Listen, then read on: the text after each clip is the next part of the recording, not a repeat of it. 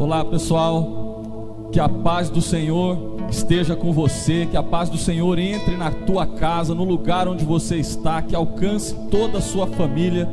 Nós estamos começando o nosso culto e eu queria falar com você a respeito de como nós podemos adorar a Deus nesse momento e como Deus nesse momento está aí na sala da sua casa contigo. A Bíblia fala sobre uma conversa que Jesus teve com uma mulher samaritana. E essa mulher faz uma pergunta para Jesus. Ela diz: Senhor, os nossos antepassados adoraram nesse monte, mas os judeus dizem que é em Jerusalém o lugar correto de se adorar. Afinal de contas, onde é que nós devemos adorar? E aí Jesus então responde para aquela mulher e diz que o Pai procura adoradores que o adorem em espírito e em verdade. Não nesse monte, não lá em Jerusalém, não em um lugar ou no outro, mas que adorem em espírito e em verdade. Sabe o que Jesus estava dizendo para aquela mulher? Estava dizendo que a nossa adoração, o nosso culto, aquilo que nós podemos receber de Deus, vai muito além do que um lugar físico, vai muito além do templo, vai muito além de um lugar de reunião. Da mesma maneira, Jesus ensinou: quando você orar, entra no teu quarto, fecha a tua porta, o teu Pai que vem em secreto te recompensará. Ele estava dizendo para a gente: olha, não existem barreiras que possam ficar entre nós. A barreira da distância, a barreira do templo que está fechado, a barreira do lugar. Não existem barreiras que possam ficar entre nós e o Senhor.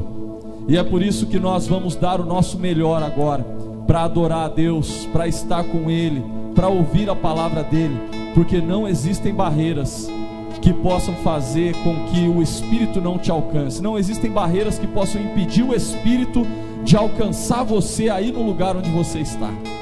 E é por isso que nós vamos orar nesse momento, agradecendo a Deus por isso. Pai, nós te agradecemos, porque nesse momento nós estamos, ó Pai, abrindo o nosso coração para te adorar em espírito e em verdade, para ouvir a tua voz, porque a igreja somos nós, no lugar onde nós estamos. Nós cremos que não existem barreiras, ó Pai, que impeçam o Espírito de atuar nas nossas vidas, de alcançar no lugar onde nós estamos. Os teus ouvidos estão atentos a cada casa, em cada lugar, pronto para nos abençoar. E nós estamos, ó Deus, prontos para te adorar. Louvado seja o teu nome, Pai. Te agradecemos e te engrandecemos. Pedimos que o Senhor aceite a nossa adoração e que o Senhor, ó Deus, a tua mão nos alcance, ó Pai, no lugar onde nós estivermos, em nome de Jesus. Amém.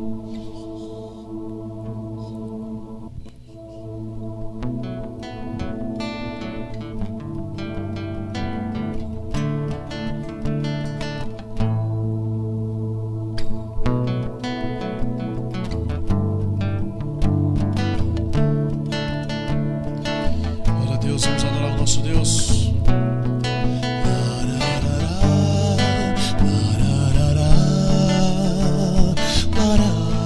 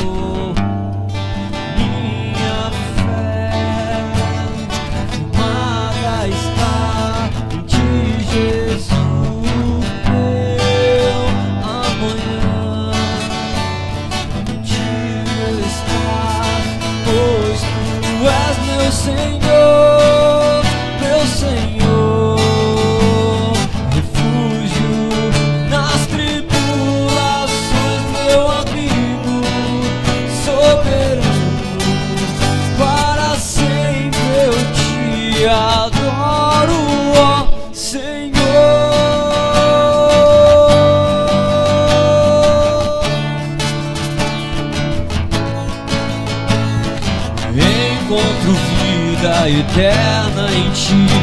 És meu Salvador e Redentor. Livre eu sou através deste amor que me resgatou, me livrou. Minha fé firmada está em ti, Jesus. Meu amanhã contigo está, pois tu és o meu Deus, meu Senhor, refúgio nas tribulações, meu amigo soberano. Para sempre eu te adoro, ó Senhor, meu Deus, refúgio nas tribulações, meu amigo soberano.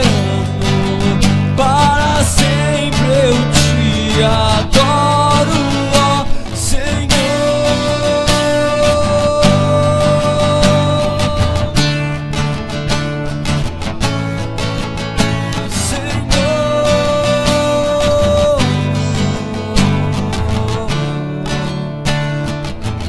Aleluia.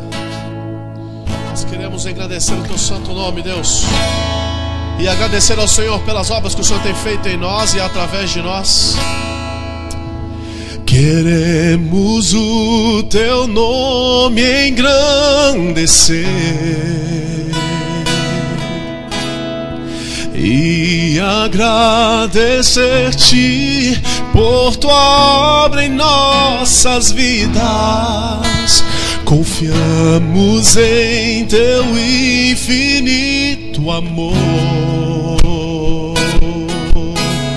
pois só tu és o Deus eterno sobre toda a terra. Diga: queremos o teu nome engrandecer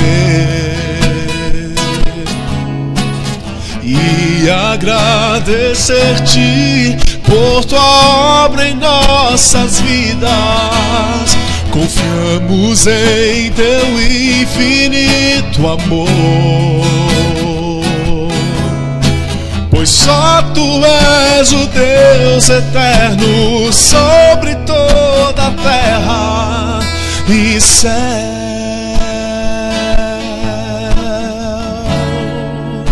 Tu és grande, Deus, grande é o Senhor e muito digno de louvor. Na cidade do nosso Deus, seu santo monte, a alegria de toda a terra.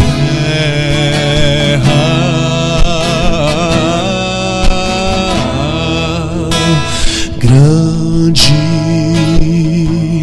é o Senhor em quem nós temos a vitória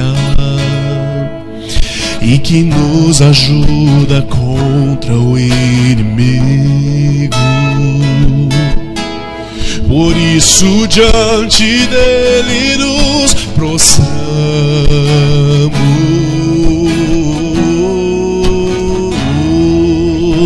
queremos o teu nome engrandecer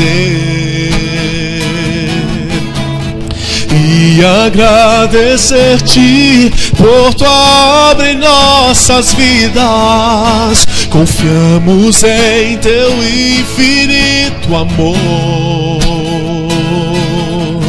pois só tu és o Deus eterno sobre toda a terra e céu. Declare de onde você está que Ele é grande. Diga: grande é o Senhor e muito digno de louvor. Na cidade do nosso Deus, seu santo monte, a alegria de toda a terra.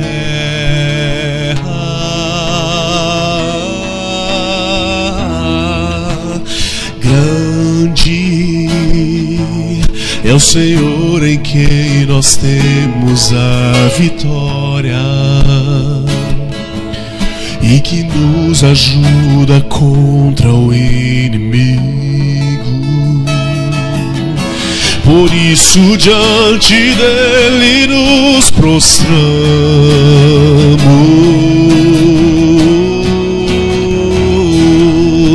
queremos o teu nome engrandecer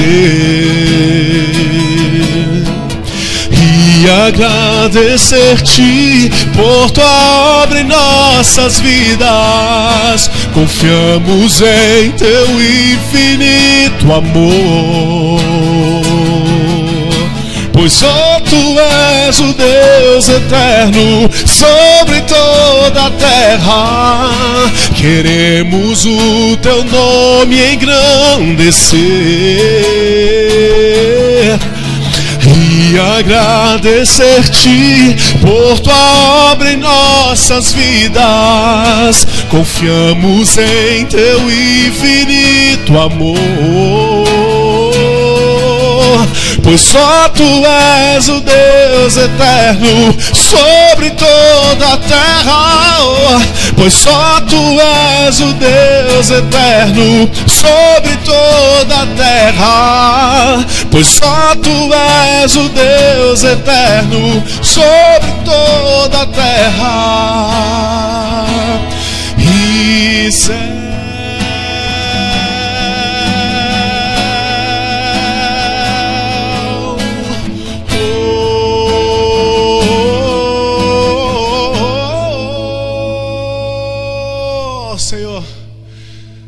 nós queremos sim de todo o nosso coração, Deus, agradecer ao Senhor, engrandecer o teu santo nome, ó Deus, nesta manhã, neste culto, ó Deus, que estamos oferecendo a Ti. Nós queremos agradecer de todo o nosso coração pelas obras que o Senhor tem feito em nós, pelas obras que o Senhor tem feito através de nós, pela maneira como o Senhor tem cuidado dos seus, pela maneira como o Senhor tem, ó Deus, abraçado os teus filhos, mesmo em meio a tantas situações, a tantas crises adversas, ó Deus, que estamos vivendo. O Senhor nos carrega no colo, o Senhor nos protege, o Senhor mostra, ó Deus, que o Senhor é Deus e que o Senhor ainda está no controle de todas as coisas. Nós queremos declarar mais uma vez nessa manhã, ó Deus, que o nosso desejo é a Tua presença, que o nosso desejo é a Tua presença em nossos lares, na nossa vida, onde quer que nós estejamos. Nós desejamos, ó Deus, mais e mais e mais de Ti, mais e mais nos enchermos do Teu Espírito Santo, ó Deus.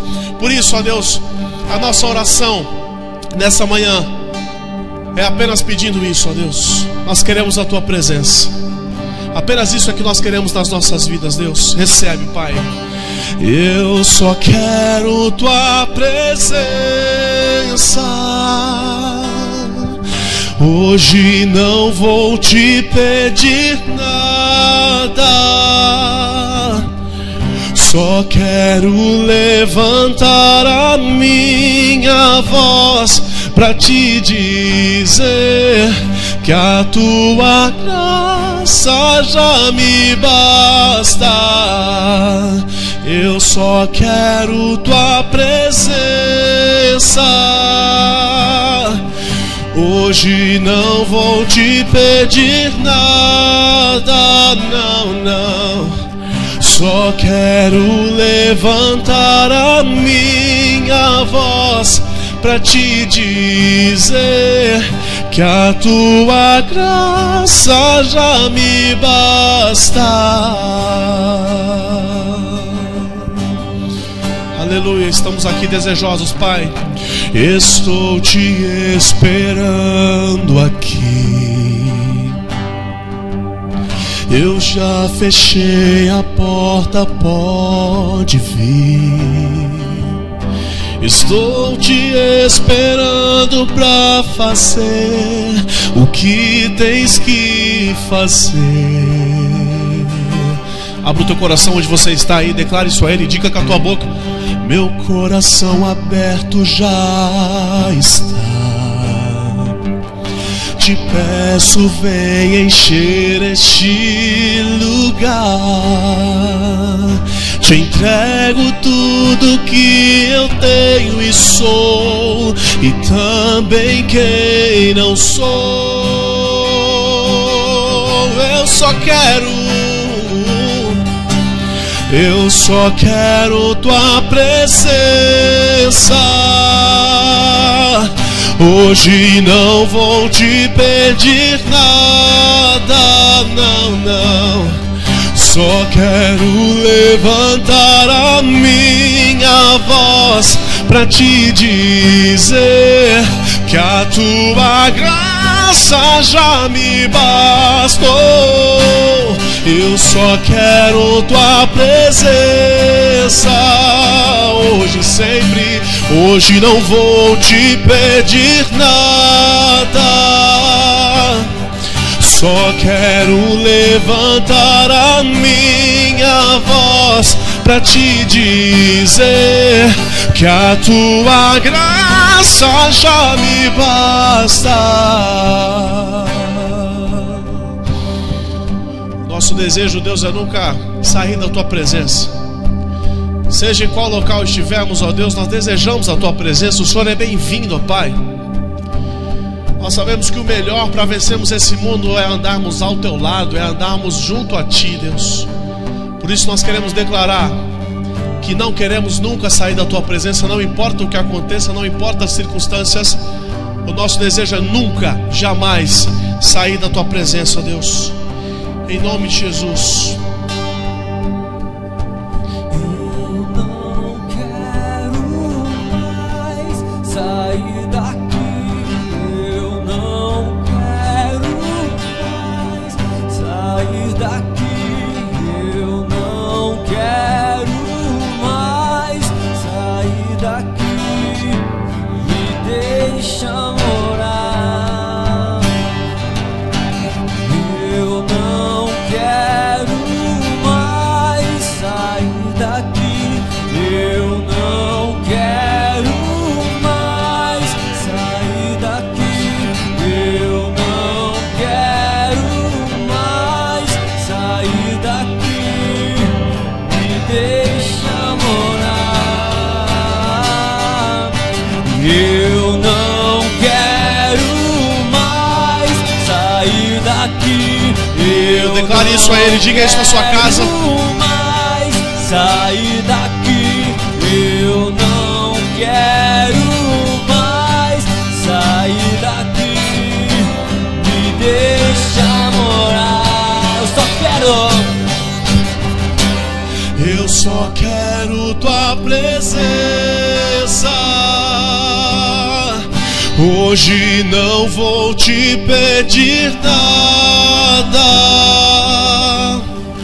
só quero levantar a minha voz pra te dizer que a tua graça já me bastou. Eu só quero tua presença. Hoje não vou te pedir nada, não, não. Só quero levantar a minha voz pra te dizer que a tua graça já me basta. Glória a Deus. Aleluia, obrigado, Deus. Obrigado por ter derramado a tua graça e merecida graça em nossas vidas, Pai. Nós queremos clamar, ó Deus, que cada louvor que foi entoado ali, ó Deus, em cada lar, possa ter chegado ao teu altar com cheiro suave. Que cada lar, ó Deus, que cada lugar onde esta imagem, onde este vídeo estiver chegando, Pai, as pessoas possam sentir, ó Deus, a tua manifestação. As pessoas possam sentir o toque do teu Espírito Santo, Deus. Derrama, ó Deus, a tua presença sobre a casa, sobre o lar, sobre a família de cada uma dessas pessoas. E mais uma vez, ó Pai, vem nos surpreender com a tua mensagem poderosa. Vem nos orientar, ó Deus, com a maneira como o Senhor cuida, ó Deus, do teu povo, dos teus filhos, da tua igreja. E usa, ó Deus, o teu servo, o pastor Ney, para mais uma vez, ó Deus, de forma extraordinária, pela tua graça e pela tua misericórdia, ó Deus, trazer aquilo que está no seu coração para o coração da igreja, aquilo que está nos teus planos, ó Deus, para os planos, ó Deus, dos teus filhos, aquilo, ó Deus, que o Senhor sonha, Pai, com a tua igreja. Que em nome de Jesus, mais uma vez, nós possamos entender, para que saiamos, ó Deus, objetivamente dedicados, ó Pai, a fazer a tua vontade.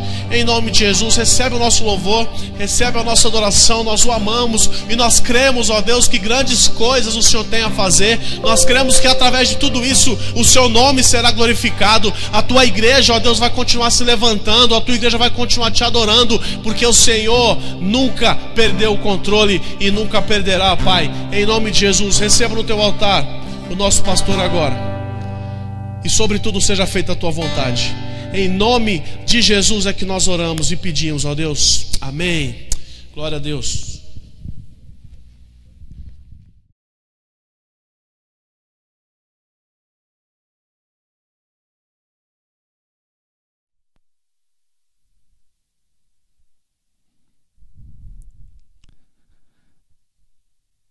Amém. Glória a Deus.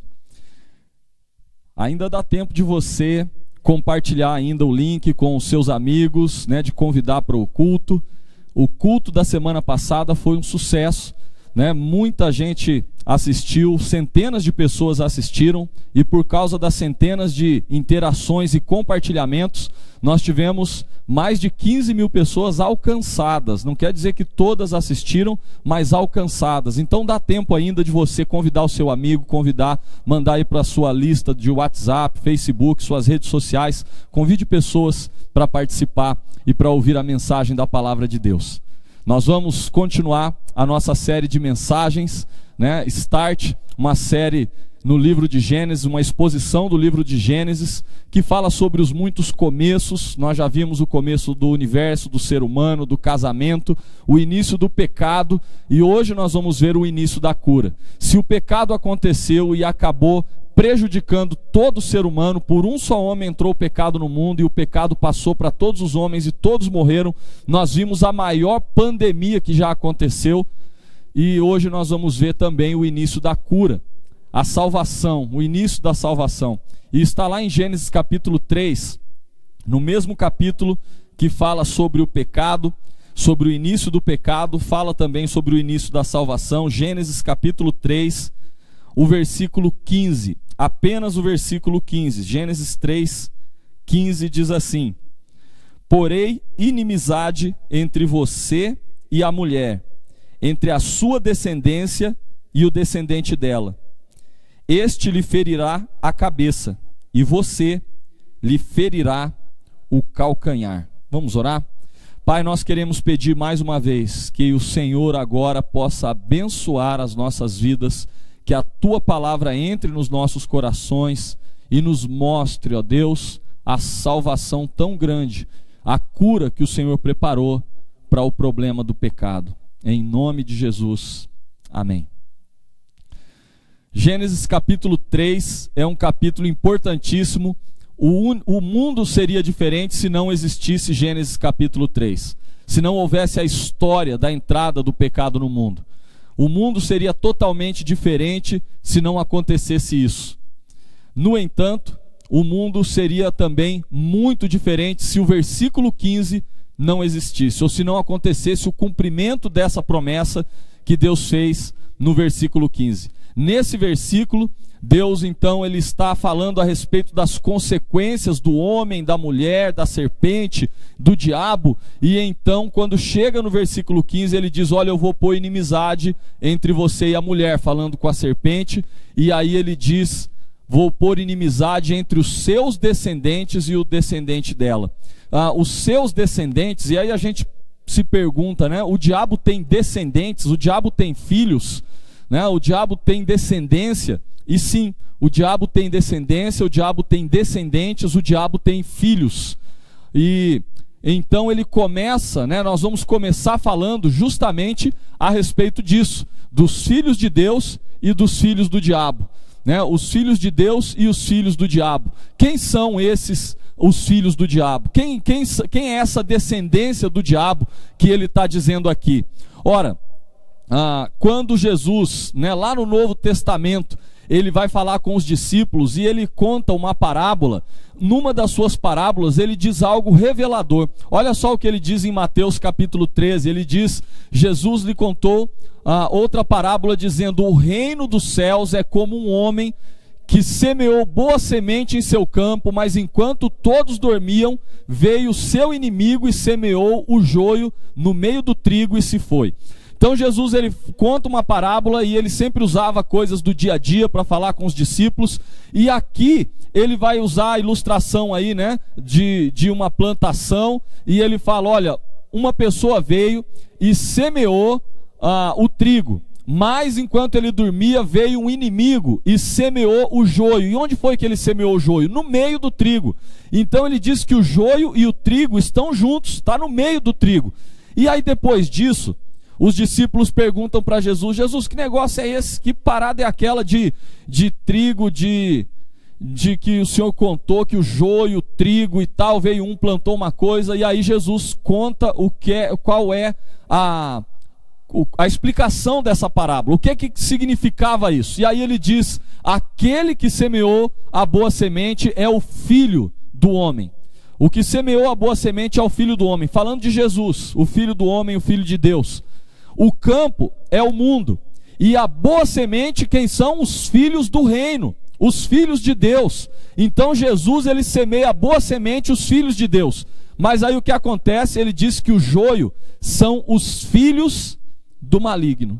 O joio são os filhos do maligno, e o inimigo que o semeia é o diabo. Gente, isso é revelador, porque ele está dizendo que entre os filhos de Deus, entre os filhos do reino, Jesus veio, semeou bem, semeou a boa semente, e então o diabo vem, que é o inimigo, e no meio do trigo ele coloca os seus filhos, ele coloca então a sua descendência, ele coloca então os filhos do diabo. Esse texto está dizendo que entre os filhos de Deus há também filhos do diabo. Olha só que coisa, que intrigante, que entre os filhos de Deus também tem os filhos do diabo. E quem é que coloca esses filhos lá? É o próprio diabo. Ele vai colocar no meio do povo de Deus, ele vai colocar no meio dos filhos de Deus os seus filhos, os filhos do diabo. Então, quando lá em Gênesis 3,15 ele diz: olha, os seus descendentes vão ter inimizade com os descendentes dela, ou seja, com os descendentes do ser humano que eu criei para ser a minha imagem, para ser igual a mim. Então, o diabo arma uma estratégia lá em Gênesis 3 para dizer o seguinte: olha, Deus criou pessoas, Deus criou o ser humano para serem os seus filhos, para poder viver com ele, para andar no jardim, mas eu vou acabar com tudo isso. Eu vou bolar um plano, e ele então faz a mulher pecar. Para quê? Para que aqueles que eram filhos de Deus agora sejam filhos do diabo. Para aqueles que andavam com Deus agora obedeçam ao diabo. Então Deus vai dizer para o diabo o seguinte: você acha que acabou? Não acabou a briga não. Você vai ver que vai ter os seus filhos, e eles vão ter inimizade com os filhos de Deus, e você vai plantar os seus filhos lá entre os filhos de Deus, e vai ter essa guerra, né, entre os filhos de Deus e os filhos do diabo, e isso vai acontecer. Mas ele promete uma cura nesse versículo. Agora, só para a gente continuar vendo essa questão dos filhos de Deus e dos filhos do diabo, quando Jesus falava com os fariseus, certa vez, vocês lembram do que ele chamou os fariseus? Raça de víboras. Ou seja, vocês são raça de víboras, vocês são descendentes da serpente, vocês são raças de cobras, raça de descendentes do diabo. Em outros textos, Jesus chama os fariseus de filhos do diabo.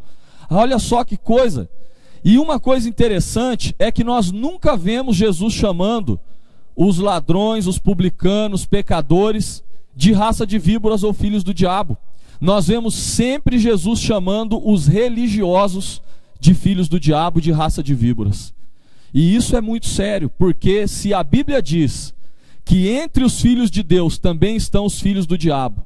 Se a Bíblia diz que o inimigo vai semear o joio no meio do trigo, se a Bíblia diz que os filhos do diabo, né, são aqueles que na maioria das vezes são religiosos, acham que estão fazendo a vontade de Deus e estão fazendo a vontade do diabo. Sabe, não é uma conspiração mundial que o diabo colocou pessoas e ele senta com essas pessoas e planeja. Algumas dessas pessoas até têm boas intenções, mas deixam o diabo usar as suas vidas. Como por exemplo Pedro. Vocês lembram quando Jesus conversa com Pedro?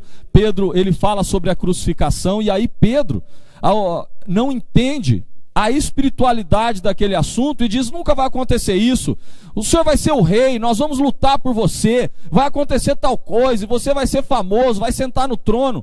E aí então, lá em Marcos 8,33, Jesus porém voltou os seus olhos para os seus discípulos e repreendeu a Pedro dizendo: para trás de mim, Satanás, você não pensa nas coisas de Deus, mas nas coisas dos homens. Olha só, o próprio Pedro, que andava com Jesus, se deixou ser levado pelas coisas do diabo. Nós temos que tomar muito cuidado com a nossa religiosidade, muito cuidado, porque às vezes nós somos religiosos, nós nos acostumamos com a igreja, nós vivemos dentro da igreja fisicamente, mas fora dela espiritualmente. Nós vivemos dentro da igreja, né, geograficamente no templo, junto com as pessoas, mas vivemos fora da igreja, porque o nosso coração não está com o Senhor. Às vezes nós agimos como Pedro e somos também filhos do diabo, agimos como filhos do diabo. Por isso a grande pergunta é: você é filho de Deus? Quando lá em Gênesis 3,15 ele diz: olha, eu vou pôr inimizade entre os seus descendentes e o descendente da mulher. Você é descendente de quem? Você é filho de Deus de verdade? Ou você continua sendo filho do diabo? Porque a Bíblia não dá três opções.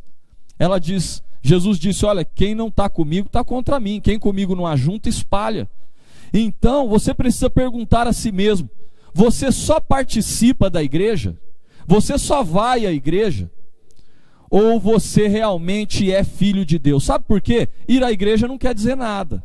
Lembra que os fariseus viviam no templo, mas foram chamados de filhos do diabo, foram chamados de raça de víboras. Eu não tenho dúvida de que a parábola do joio está dizendo para a gente que na igreja também tem muitos filhos do diabo.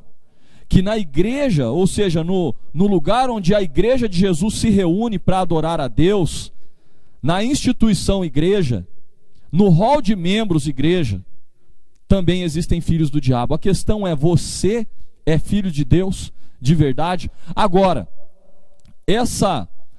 como é que a gente vai tirar a prova real disso? Como é que a gente vai saber se nós somos mesmo filhos de Deus ou não? É simples.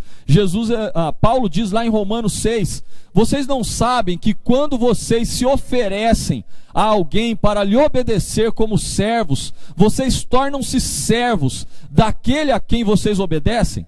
Ou servos do pecado que leva à morte, ou da obediência que leva à justiça. Ou seja, Paulo está dizendo: você é servo daquele a quem você obedece. É simples assim. Se você obedece às coisas do diabo, se você faz as coisas do diabo, se você desobedece a Deus, se você não quer fazer a vontade de Deus, então você não é servo de Deus. Agora, se você é servo de Deus, você vai querer fazer as coisas de Deus. Então não basta estar na igreja, é preciso ser igreja. E aí lá em Gênesis 3,15 ele diz: olha, eu vou pôr inimizade entre os seus descendentes, os filhos do diabo, e os descendentes da mulher, ou seja, os descendentes do ser humano, que eu criei para ser a minha imagem e semelhança. Agora, vai muito além disso. A pergunta então, na verdade, é: você é filho de Deus ou não? E você precisa responder essa pergunta no seu coração. Não tem nada a ver você ser membro de uma igreja evangélica, não tem nada a ver os seus pais serem de uma igreja, não tem nada a ver você fazer parte de um grupo, de uma célula, enfim. Ser filho de Deus vai muito além disso. Ser filho de Deus tem a ver com se você já recebeu a cura para aquele pecado que a gente já estudou. Tem a ver se você obedece a Deus e colocou a sua vida nas mãos dele. Eu quero desafiar você que está aí em casa assistindo, faça essa pergunta com sinceridade no seu coração, porque disso depende a sua eternidade. Eu sou de verdade um filho de Deus? Eu recebi de verdade a cura para o meu pecado? Eu realmente fui curado do pecado que assolou o mundo e que contaminou o mundo todo? Você precisa fazer essa pergunta para você mesmo, querido. Será que você só participa de um grupo de pessoas, mas o seu coração está lá fora, o seu coração está no mundo, fazendo as coisas do mundo, querendo as coisas do mundo? Eu quero fazer uma pergunta para você, cujos pais estão na igreja, em nome de Jesus. Filho de crente não é crente, filho de salvo não é salvo. Você já tomou uma decisão no seu coração? Você já parou para poder decidir e pensar, eu sou filho de Deus de verdade, ou será que o meu pai é? Porque Deus não tem neto. Não adianta, o seu pai é filho de Deus e você não é neto. Você tem que ser filho, mas isso só acontece com uma decisão do seu coração. Só acontece se você tomou essa decisão de se tornar filho de Deus. Agora, como é que a gente consegue isso? Consegue através da cura. Sabe por quê? Nesse versículo de Gênesis 3,15, quando ele diz, olha, eu vou colocar inimizade entre os seus descendentes vão estar brigando sempre com os meus descendentes.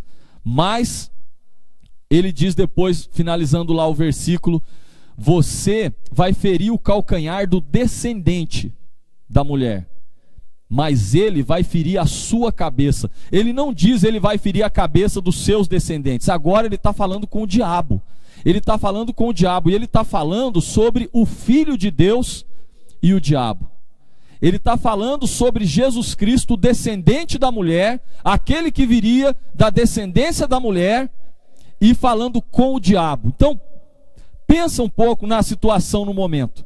O diabo achava que tinha um plano perfeito. Gente, era o plano perfeito. Olha só, Deus cria o ser humano para andar com ele, para viver com ele. E aí então, o diabo diz, eu vou colocar água nesse negócio aí. Eu vou fazer o seguinte, eu vou fazer a mulher pecar, desobedecer a Deus. E Deus é um Deus justo. Ele é um Deus de justiça. Ele não é um Deus injusto. Se eu fizer a mulher pecar e o homem pecar, se eu fizer o ser humano desobedecer a Deus, ele tem que ser expulso do jardim, porque Deus não pode ser injusto. Ele tem que ser justo. E se ele disser assim, olha, eu sei que vocês comeram do fruto, mas eu vou deixar isso para lá, então ele é injusto. Porque o pecado tem que ter punição. O pecado tem que ser punido, o erro tem que ser punido. Não é disso que a gente reclama no Brasil, da impunidade? Não é disso que a gente reclama? Olha, as pessoas fazem o que querem e elas não são punidas. Existe uma injustiça muito grande. Pessoas fazem coisas erradas e elas não são punidas. Nós clamamos por justiça, nós queremos isso. E o nosso Deus é um Deus justo. Como é que ele poderia ver o homem e a mulher pecando, o ser humano pecando, e ele falar assim, tá tudo bem, eu vou continuar com vocês, tá tudo certo, tá tudo, pode continuar aqui. Ele não pode fazer isso. Então o diabo pensou, eu faço o homem pecar e ele vai ser expulso da presença de Deus. Ele não tem mais comunhão com Deus. Ele agora tem o coração aberto e as portas abertas para mim.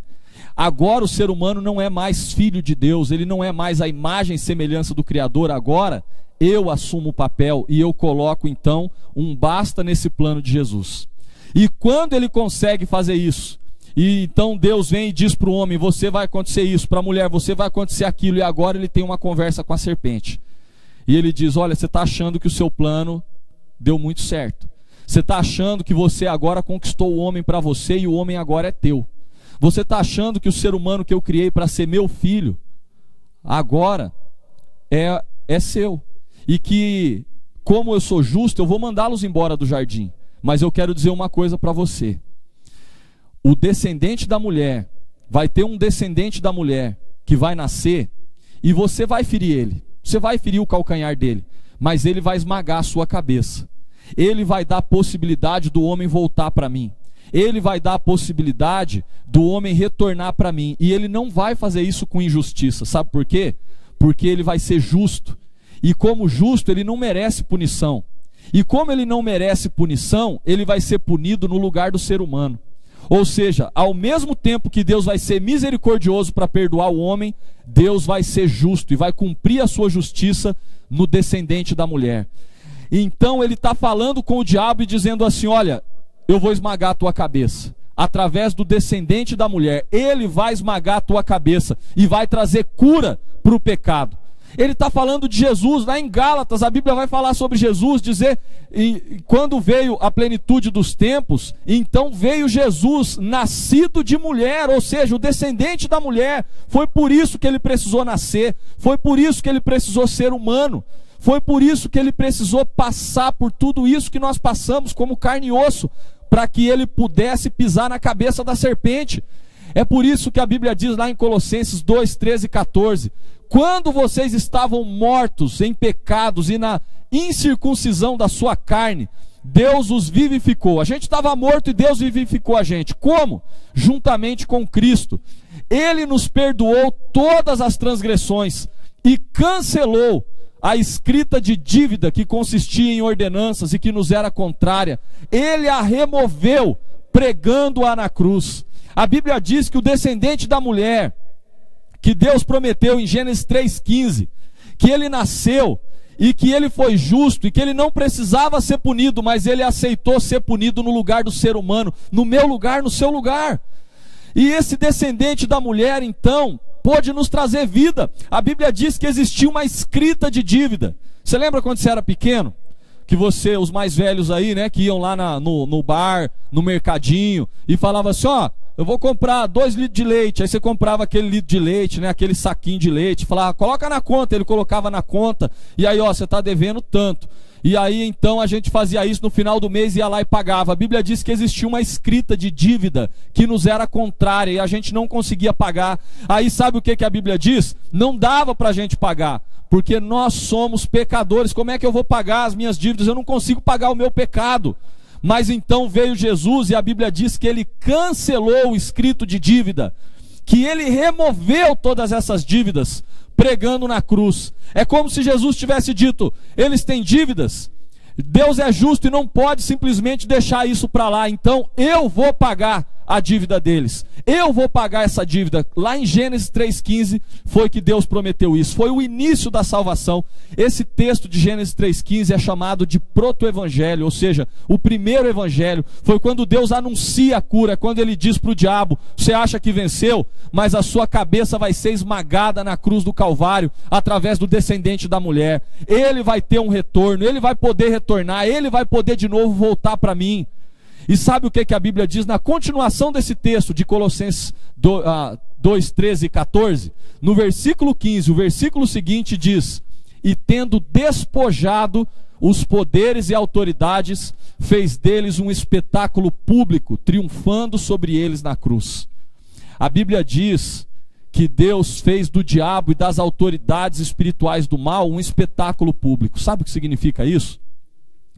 No Antigo Testamento, quando o povo guerreava, eles iam para outras nações, e quando eles venciam essas nações, eles pegavam as coisas que tinham lá. Vocês já leram bastante textos que falam a respeito disso. Eles acorrentavam os moradores ou os guerreiros, e eles voltavam para suas nações trazendo esses guerreiros como escravos. Traziam esses guerreiros acorrentados, dizendo assim para o povo, olha, nós vencemos, e nós estamos trazendo aqui, ó, os nossos escravos para poder agora, porque eles não são mais nossos, eles não têm mais poder sobre nada, nós os vencemos. E eles traziam então esses guerreiros acorrentados. Esse desfile de volta para a nação como vencedor era chamado de um espetáculo público. Era o momento em que eles voltavam triunfantes, dizendo, nós vencemos. E sabe o que a Bíblia está dizendo? Que Jesus despojou as autoridades espirituais e fez deles um espetáculo público, ou seja, acorrentou, prendeu e triunfou sobre eles na cruz do Calvário, quando ele pagou o preço do nosso pecado.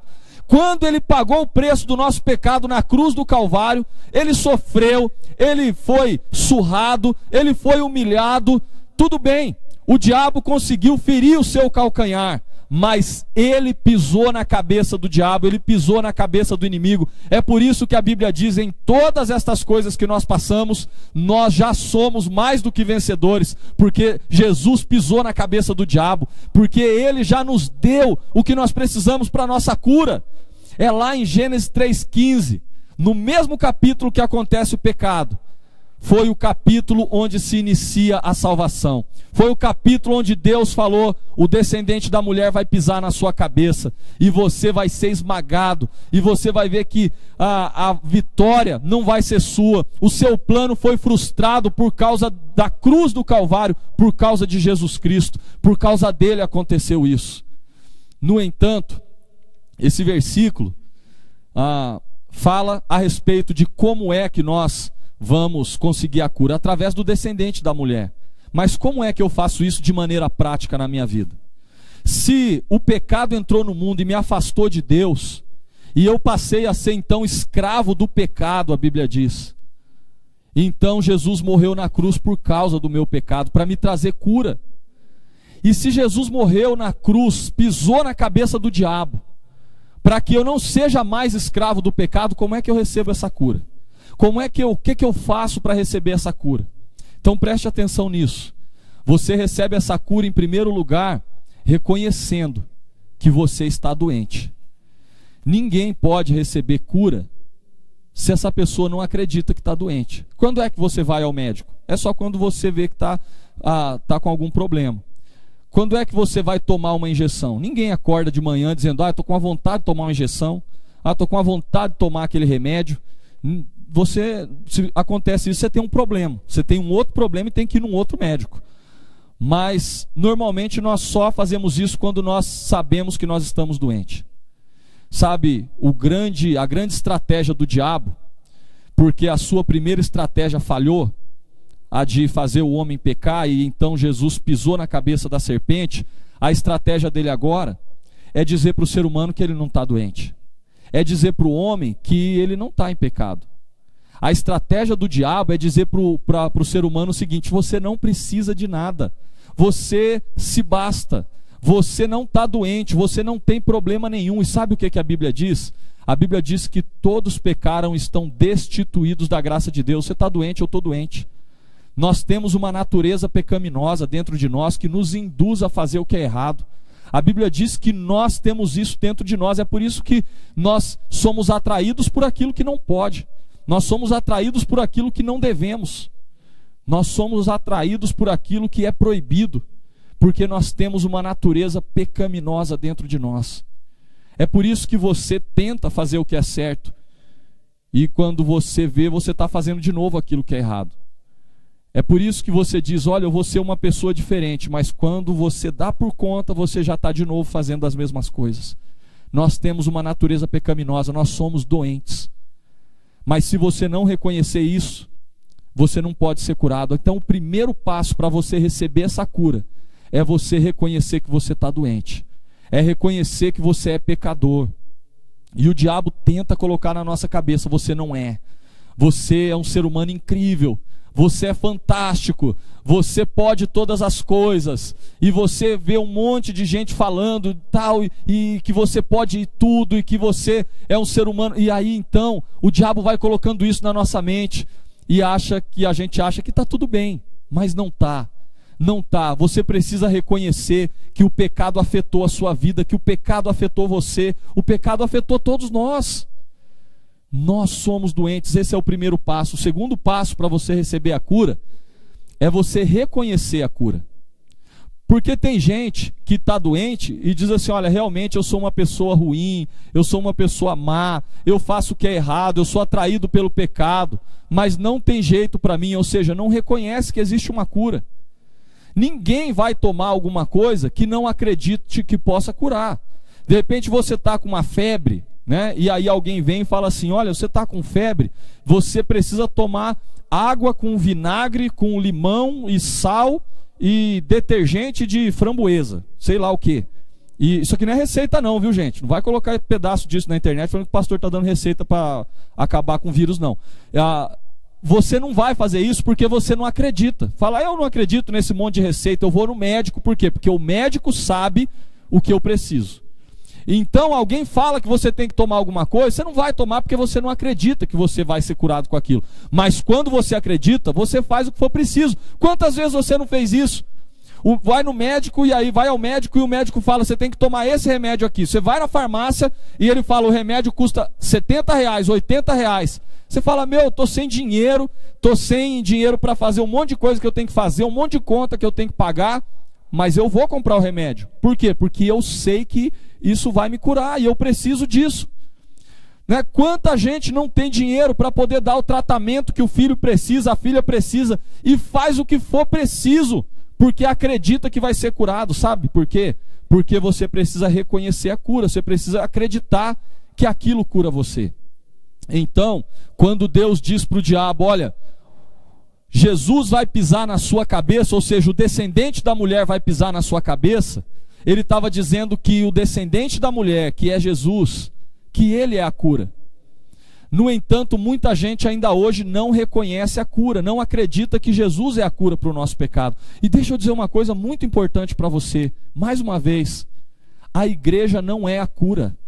Tem gente que acha que pelo simples fato de participar da igreja, de uma igreja, de ter o nome no hall de membros de uma igreja, por participar de um culto ou por acompanhar um culto na internet, que essa pessoa já está salva. Não está. Sabe por quê? Porque a igreja não é a cura. Como eu disse, tem um monte de filhos do diabo dentro da igreja. O joio está no meio do trigo, não é a cura. A igreja não é a cura. Boas obras não é a cura. A Bíblia diz lá em Efésios 2, 8 e 9, pela graça sois salvos mediante a fé, e isso não vem de vós, não vem de obras, para que ninguém se glorie.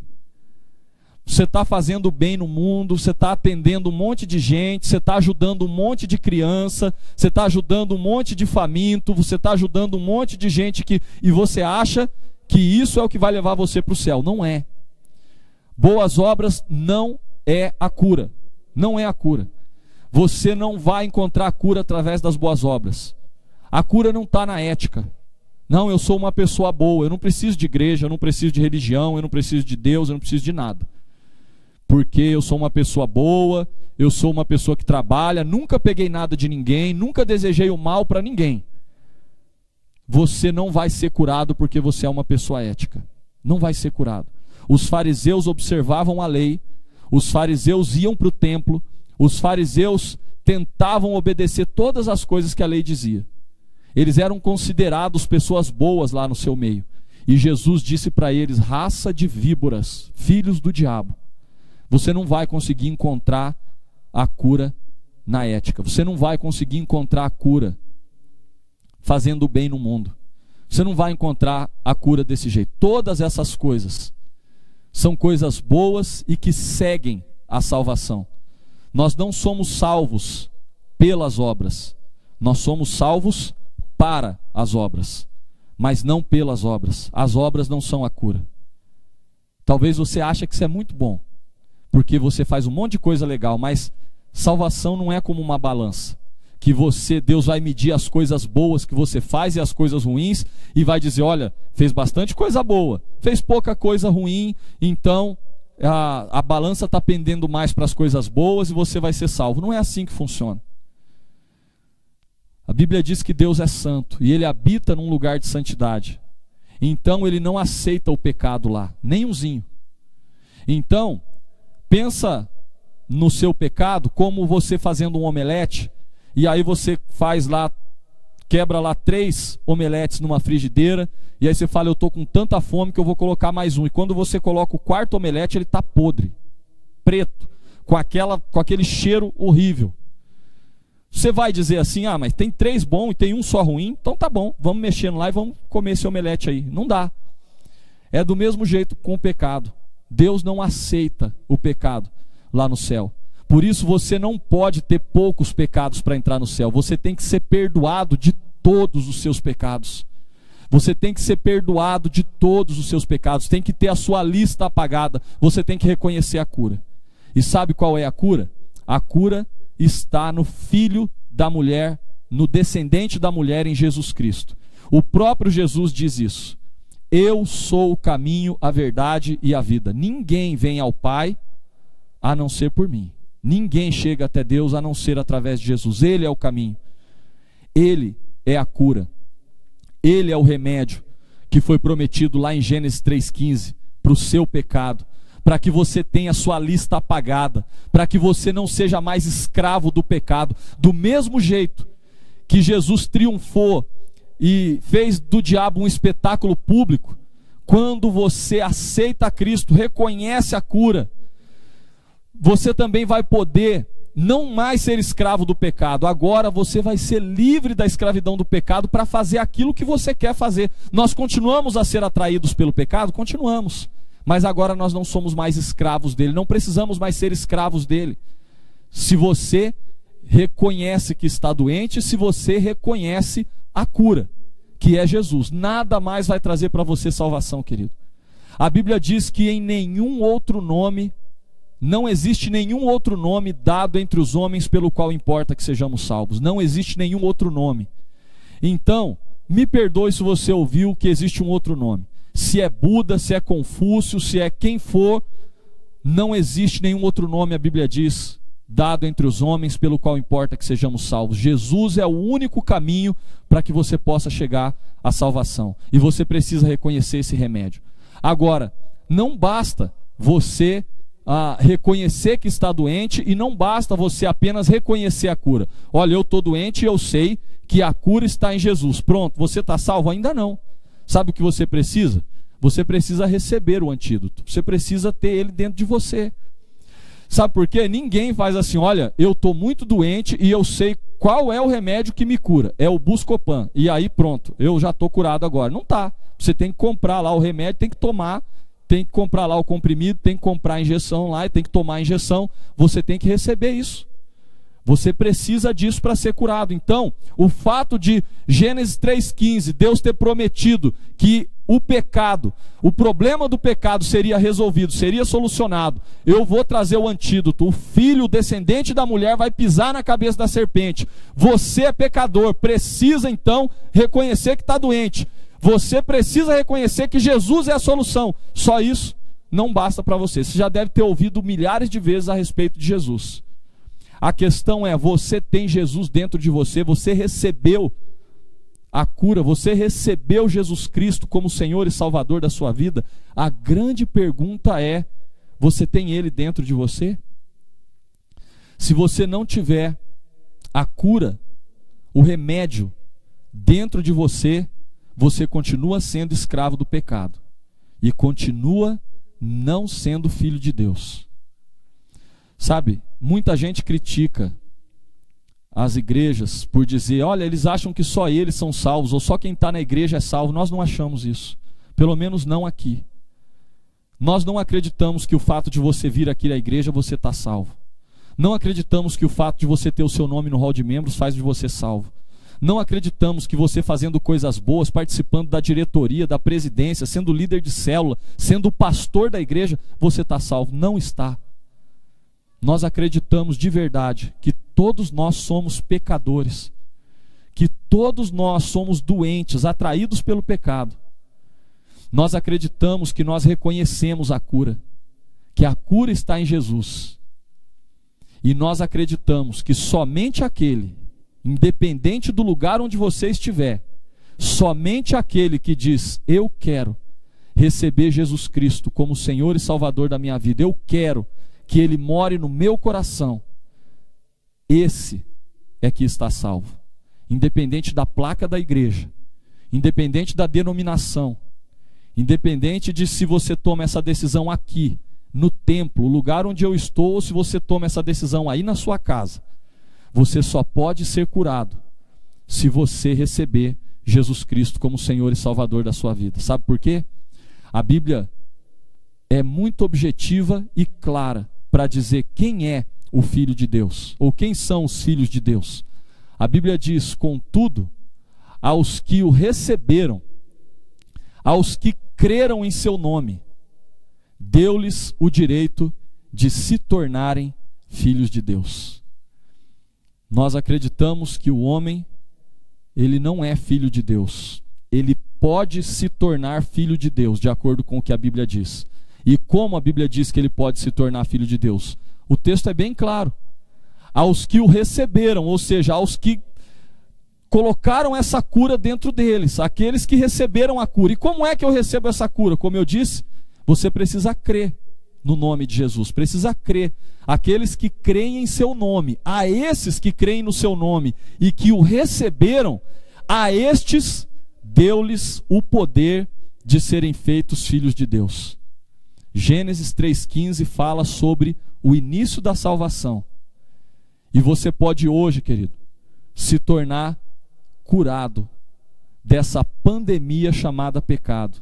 E você pode, aí no lugar onde você está, se tornar um filho de Deus. Talvez você já tenha tomado essa decisão, você está assistindo com a sua família e com os seus filhos, e logo que a gente encerrar essa mensagem, ela já está terminando, você vai poder então falar com eles e dizer: vocês já tomaram essa decisão? Vocês já receberam Jesus Cristo como Senhor e Salvador das suas vidas? Vocês já têm a cura dentro de vocês? Não deixe de tomar essa decisão. Sabe por quê? Porque a sua cura depende disso. Não adianta nada o remédio lá na farmácia. Não adianta nada você entender que Jesus Cristo é o Salvador da humanidade, mas você não recebê-lo dentro do seu coração. Não adianta nada você fazer boas obras, participar de tudo, ter pais que estão aqui, se você não tomar essa decisão. O que muda a sua vida, querido, não é o que você ouve, mas o que você decide. E hoje é o dia de você tomar essa decisão. O mundo está doente, é por isso que o mundo vai de mal a pior, mas você hoje está recebendo a notícia da cura.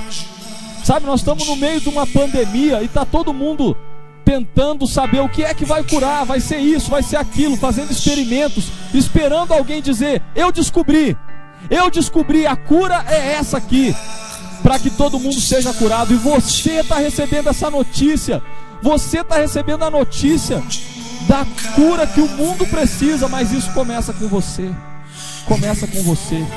Então eu quero desafiar você nesse momento a baixar sua cabeça e a receber Jesus Cristo como Senhor e Salvador da sua vida. Eu quero que você abaixe a sua cabeça agora e que você fale com Deus, que você diga para Deus: Senhor, eu reconheço que eu estou doente, eu reconheço que Jesus Cristo é a cura de Deus para o pecado da humanidade, e nessa hora eu recebo Jesus Cristo como Senhor e Salvador da minha vida. Eu recebo Jesus Cristo como Senhor e Salvador da minha vida. Se você fizer essa oração, a Bíblia garante: todo aquele que invocar o nome do Senhor será salvo. Nós queremos ajudar você nessa caminhada, ajudar você nesse processo. Você pode escrever aí mesmo no Facebook da igreja, deixar uma mensagem nos comentários dizendo que você aceitou a Cristo, deixando um contato seu. Nós vamos entrar em contato com você e nós queremos ajudar você nessa caminhada, porque nós também somos atraídos pelo pecado e estamos caminhando e estamos querendo cada dia ser mais parecidos com Jesus, e nós queremos levar essa cura para outras pessoas. Eu quero orar por você nesse momento, quero orar pela sua família, quero orar encerrando esse culto, e quero orar pedindo que o Espírito Santo de Deus entre na sua vida e faça uma mudança poderosa, se você realmente recebeu a Cristo como Senhor e Salvador. Senhor Deus, nós queremos te agradecer, Pai, porque nós somos vítimas de uma doença que até então era incurável, de uma pandemia global, mas o Senhor providenciou a cura para nós. O Senhor permitiu que Jesus Cristo, o justo, aquele que não tem pecado, sofresse e morresse para cancelar as minhas dívidas, as nossas dívidas. Nós te agradecemos, ó Deus, pela cura que o Senhor providenciou. Nós te agradecemos, ó Deus, porque em Jesus nós somos livres e libertos do pecado. Nós te agradecemos porque recebendo a Cristo como Salvador, nós nos tornamos filhos de Deus. Eu quero te agradecer, ó Deus, pelas centenas de pessoas que estão ouvindo essa mensagem. Quero te agradecer pelas pessoas, ó Deus, que no lugar onde elas estão, dobraram os seus joelhos para aceitar a Cristo como Senhor e Salvador. E queremos pedir, ó Deus, que neste momento o Teu Santo Espírito esteja entrando, inundando, enchendo, ó Deus, cada um destes Teus filhos, ó Pai, tornando-os novas criaturas. E que a partir de agora seja tudo diferente. Nova vida, novos hábitos, novo ser. Que o amor de Deus o Pai, a graça salvadora de Jesus Cristo e a comunhão do Santo Espírito de Deus seja com toda a Tua igreja, com todo o Teu povo espalhado pela face da terra, agora e para todo sempre. Amém. Que Deus abençoe a sua vida.